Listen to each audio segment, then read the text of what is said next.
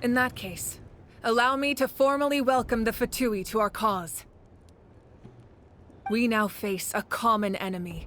It's time to put our differences behind us and look to the future. As for Auroron, his actions may have been out of line, but I don't intend to punish him right now. I'd rather give him a chance to prove himself. A magnanimous decision. We're back! Whoa, seeing the two of you chatting like this, Paimon almost feels like she's dreaming. This may be an unexpected outcome, but a favorable one nonetheless. Now that we're all here, I have some questions of my own. Tell me, how did you discover the source mechanism? We weren't getting any closer to obtaining the Gnosis, so I had my men scour Natlan for a different option. Auroron helped as well. We tracked down 3 scholars, Aberawa, Bosomtwe, and Kushtal, and combined the results of their research to locate this ancient device. I've never heard those names before. Seems like my own investigation failed to locate some critical personnel. I'm just not sure how I missed them. Strange. Perhaps they simply live in seclusion. In any case, their results speak for themselves. That's true. Now we have another option at our disposal. Compared to using the Gnosis, our current plan will buy us some time. And if all else fails, we still have this plan as a last resort, even though executing it will come at a heavy cost. But that means making everyone forget their past! We should definitely try to avoid it if we can. Oh, actually, speaking of the Gnosis, how did you know what it could do? That story begins with the Cataclysm 500 years ago. I failed to save Conria from the rampage of the Abyss. When the situation became unsalvageable, I fled to Natlan with the remainder of my platoon, only to find that Natlan had fallen victim to the same tragedy. I defended this land for quite some time, and, in the process, met the chief of the Masters of the Nightwind, Aizu. I'm sure many people viewed Conria as the cause of the tragedy, but Aizu was kind to me all the same, and even helped me in my time of need. From that moment, I made it my mission to aid Natlan. In battle, a warrior fights to win. Even though my homeland was lost, I was already committed to this fight. Together, Aizu and I fought many battles and overcame countless hardships.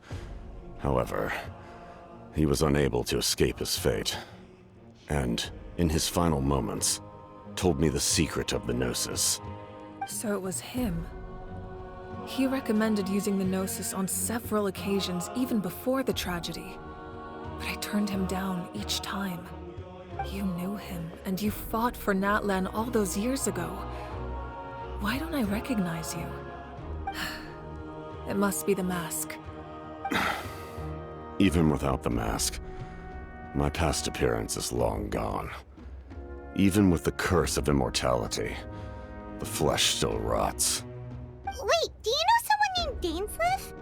That problem doesn't seem quite so extreme for him. You've met him already? Yeah, a bunch of times. Sounds like you know him too.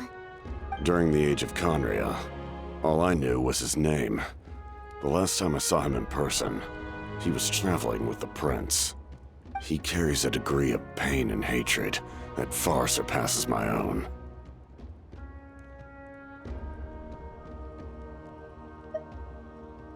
Yes, you're the sister of the prince. Given the role I held in Conria, I would prefer not to harm you. Although, this is likely a self-imposed burden. If the prince saw me now, I doubt he would even recognize me. As for your question, I don't know how Dane managed to slow the deterioration of his body. My appearance is much changed, and that's not the only thing. Even my physical strength is a shadow of what it once was. I would have never known. During our battle, it felt like I was fighting against the pinnacle of human strength. And I still lost. I deserve no praise for that outcome. Still, it's a shame we never faced off 500 years ago. You could have seen what I was truly capable of. I agree. Had we fought then, I'd also have been more motivated to go all out. So, all that commotion back at the stadium, and you're saying neither of you were using your full strength? I'd say we're evenly matched. If we face off again, victory will come down to who wants it more. I imagine you held back since there were spectators around that could have gotten hurt. But capitalizing on that situation would have only led to a hollow victory. It would have been no different than taking hostages. My goal was the Gnosis, and I failed to obtain it. That means I lost, plain and simple. Her Majesty the Tsaritsa allows every Harbinger the freedom to pursue the meaning of their existence. When the time comes, that freedom can take precedence over her orders. That's why our methods can be so radically different, despite sharing the same goal and the same sovereign.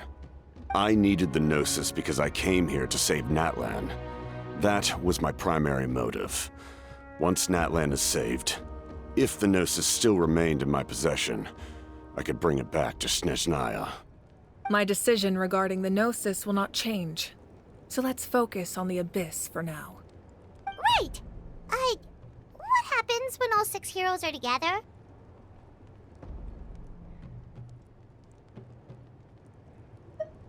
We will unleash a great power that can be used to thwart the Abyss. But only once. It's a power that Xbalanque gained from Renova. Renova is a god whose existence predates any Archon.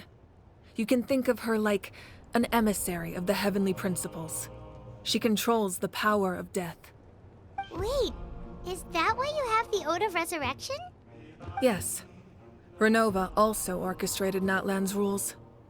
As for the Divine Throne, like I said before, when a human ascends to the Divine Throne, their inner flame will awaken. The size of the flame depends on the person's potential.